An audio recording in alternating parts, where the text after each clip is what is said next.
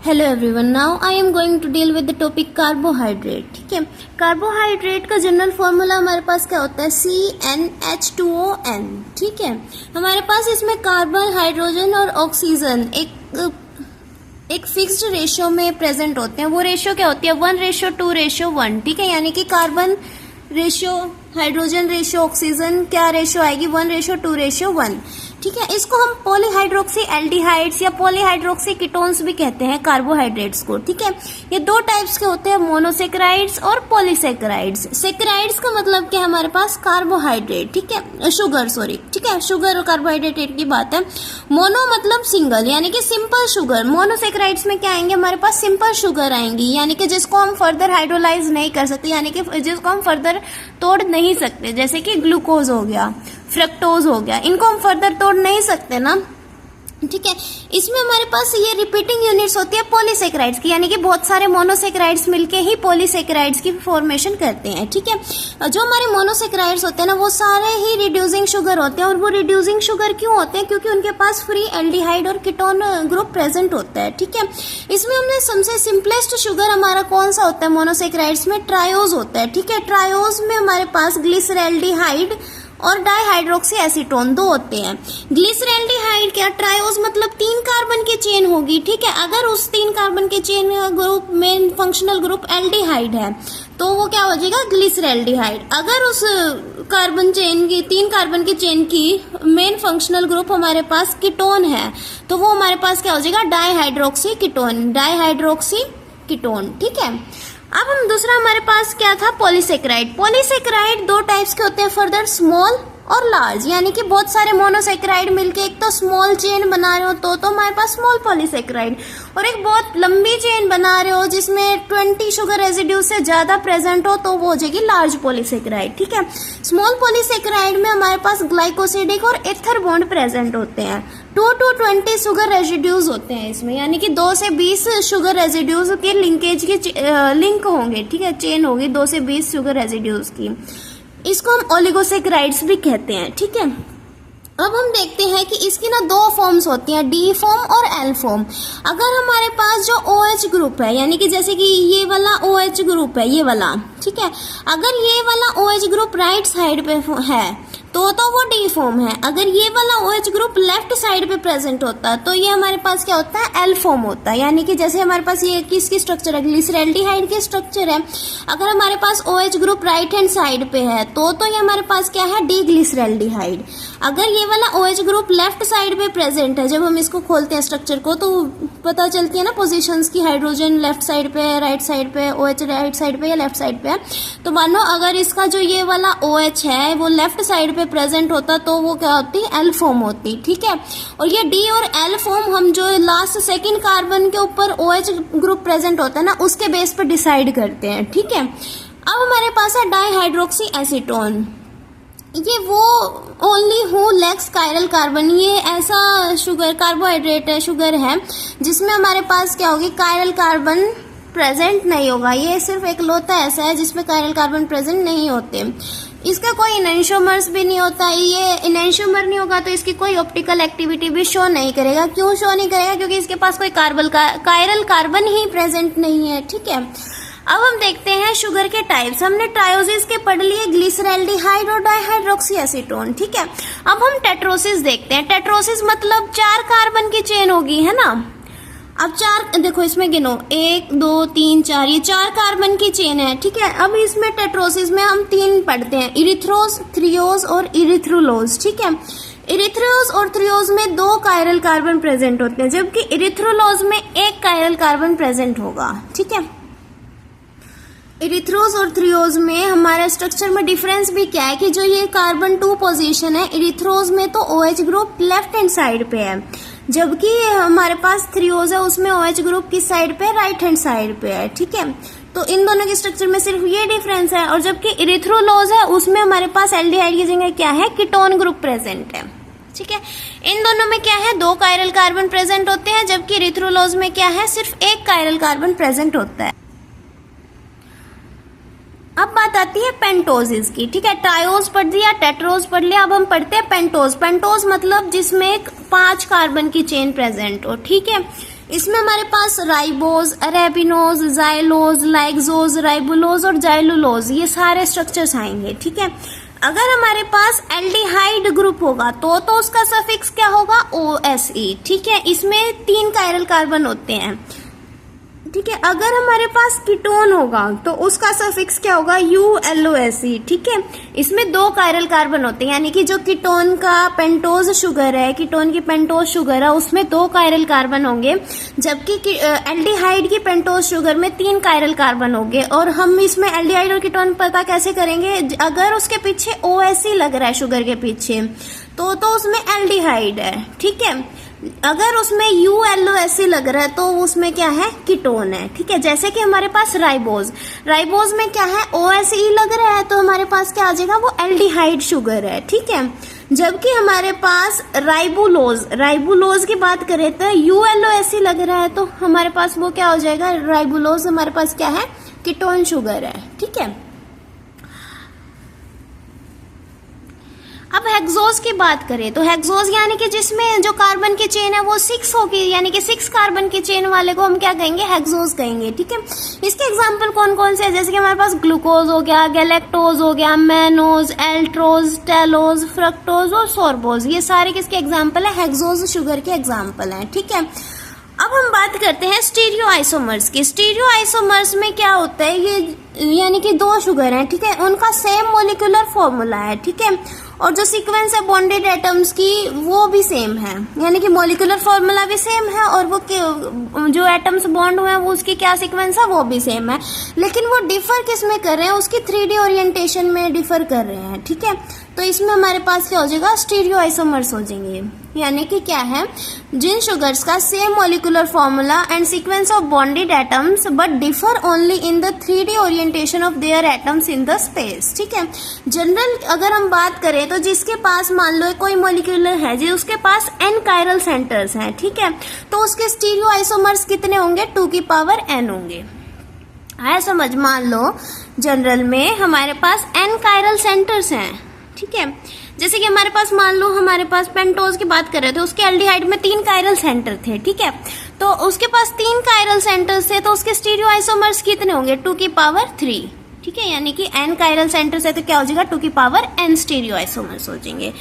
1 और more chiral carbon must be present. अब stereo isomer होने के लिए एटलीस्ट 1 कायरल कार्बन तो होना ही चाहिए, 1 से ज्यादा कायरल कार्बन हो तो और भी ज्यादा अच्छी बात है, और ज्यादा स्टीरियो आइसोमर्स बनेंगे, है ना।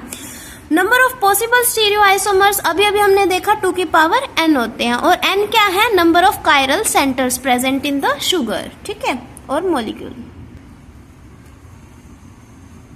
अब हम एग्जाम्पल देख लेते हैं स्टीरियो आइसोमर्स का, ठीक है। मान लो हमारे पास एल्डोपेंटोज है, मैंने अभी बताया था कि हमने एल्डिहाइड लिया है पेंटोज वाले का, तो उसमें 3 कायरल कार्बन मैंने बताए थे, है ना। अब स्टीरियो आइसोमर्स उसके कितने होंगे, 2 की पावर n, और n की जगह क्या आ जाएगा, 3 आ जाएगा, यानी कि 2 का क्यूब क्या होता है, 8 आता है, यानी कि स्टीरियो आइसोमर्स एल्डोपेंटोज के कितने बन जाएंगे, 8 बन जाएंगे, ठीक है। ऐसे ही एल्डोहेक्सोज की बात करें तो इसमें कायरल सेंटर कितने होते हैं, 4 होते हैं। स्टीरियो आइसोमर्स कितने बन जाएंगे, 2 की पावर 4 यानी कि 16, इसके स्टीरियो आइसोमर्स कितने हैं, 16 है। ऐसे ही कीटोहेक्सोज में 3 कायरल कार्बन होते हैं, स्टीरियो आइसोमर्स कितने बनेंगे, 2 की पावर 3 यानी कि 8 स्टीरियो आइसोमर्स बनेंगे कीटोहेक्सोज के, ठीक है।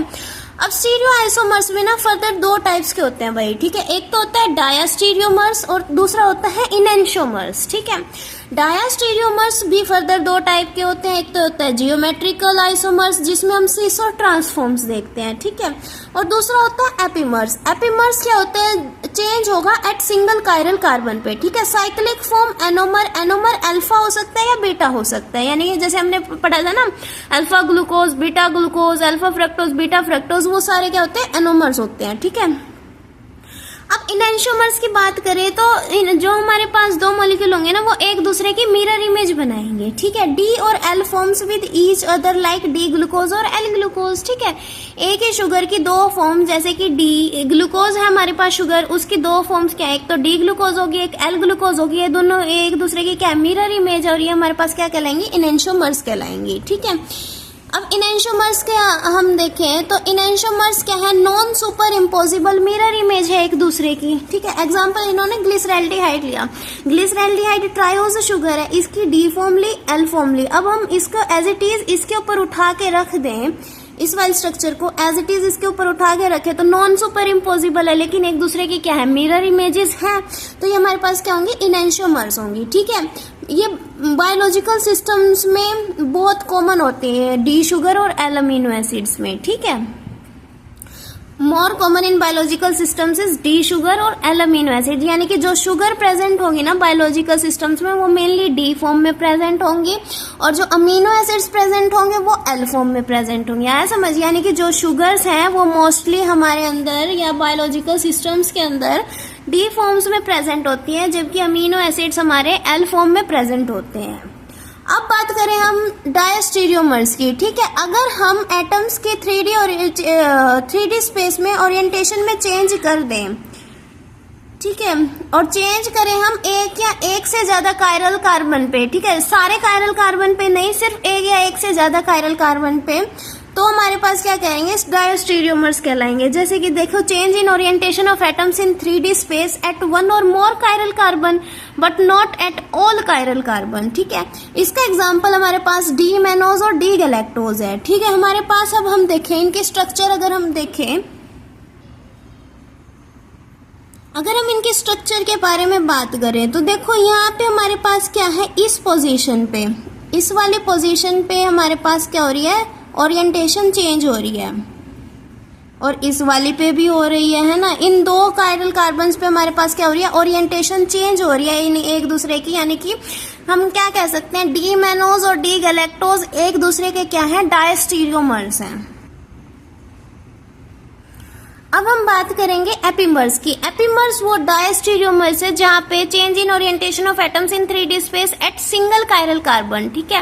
अगर सिंगल कायरल कार्बन की ओरिएंटेशन पे चेंज आ रहा है तो हम उसको क्या कहलाएंगे, एपिमर्स कहलाएंगे उन डायस्टीरियोमर्स को, ठीक है। जैसे कि हमारे पास डी मैनोज क्या है, C2 एपिमर है ग्लूकोज का।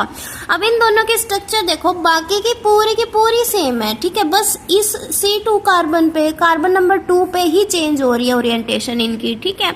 तो ये वाला हमारे पास किसका स्ट्रक्चर है, मैनोज का स्ट्रक्चर, और ये वाला हमारे पास किसका, ग्लूकोज का है। तो हमारे पास क्या कह सकते हैं, डी मैनोज क्या है, C2 एपिमर है किसका, ग्लूकोज का, ठीक है।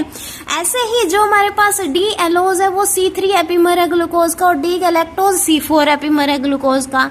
हमें जनरली ये वाला याद होना चाहिए कि जो डी मैनोज है वो C2 एपिमर होगा ग्लूकोज का, डी एलोज C3 एपिमर होगा ग्लूकोज का, और डी गैलेक्टोज C4 एपिमर होगा डी ग्लूकोज का, ठीक है। अब हम बात करते हैं कि अगर ये हमारे पास फिलहाल तो जैसे कि लीनियर चेन की फॉर्म में है, अगर हम इनकी रिंग के स्ट्रक्चर बना दें, ठीक है, रिंग स्ट्रक्चर बना दें तो इनको हम क्या कहेंगे, अगर वो 6 मेंबर की हाइड्रोसाइक्लिक रिंग बनाता है तो वो पायरेनोज कहलाएगा, ठीक है। अगर वो 5 मेंबर की रिंग बनाता है देन वो कहलाएगा फ्यूरेनोज, ठीक है। पायरेनोज में एल्डोहेक्सोसिस एग्जाम्पल है, जबकि फ्यूरेनोज में एल्डोपेंटोज और कीटोहेक्सोज भी इसी का एग्जाम्पल है। समझ रहे हो, कीटोहेक्सोज भी 5 मेंबर्ड रिंग का ही एग्जाम्पल है, और एल्डोपेंटोज तो है ही 5 मेंबर्ड रिंग का एग्जाम्पल, क्योंकि उसमें तो आई 5 कार्बन रहे हैं, ठीक है। अब इसमें हम देखते हैं कि जो चेन फॉर्म है ना वो हमारे अंदर या मोस्टली 1% प्रेजेंट होती है। मोस्टली ये कि शुगर किस फॉर्म में प्रेजेंट होते हैं, रिंग फॉर्म में प्रेजेंट होते हैं, ठीक है। और जब हम चेन फॉर्म को रिंग फॉर्म में कन्वर्ट करते हैं तो इसका डेल्टा जी है वो नेगेटिव आता है, ठीक है। अब हम देखते हैं एग्जाम्पल इसमें ग्लूकोज का, ये है ग्लूकोज की लीनियर चेन, ठीक है। अब जो ये वाला OH है इस पे जाके अटैक करेगा, ठीक है। अब जो हमारे पास डी ग्लूकोज की कंफर्मेशन थी अब वो इस रिंग स्ट्रक्चर में बन जाएगी। अब हम इसको क्या कहेंगे, ग्लूकोपायरेनोज। पायरेनोज क्यों, क्योंकि 6 मेंबर्ड की रिंग है, ठीक है। ग्लूको क्यों, ग्लूकोज था, ठीक है, डी ग्लूकोज था ही। और अल्फा स्ट्रक्चर, अल्फा क्यों, वो हम इसके बेसिस पे डिसाइड करते हैं। अगर ये वाला OH नीचे है तो अल्फा हो जाता है। अगर ये वाला OH ऊपर चला जाए और ये वाला हाइड्रोजन नीचे आ जाए तो ये हो जाएगा बीटा डी ग्लूकोपायरेनोज, ठीक है। आए समझ में। अब उसके बाद अगर हम बात करें तो जो C1 है एल्डिहाइड का उसको हम हेमी एसिटल कार्बन कहेंगे, और जो C2 है कीटोन का उसको हम हेमी कीटल कार्बन कहेंगे। ये दोनों हमारे पास क्या होते हैं, एनोमेरिक कार्बन्स होते हैं, ठीक है।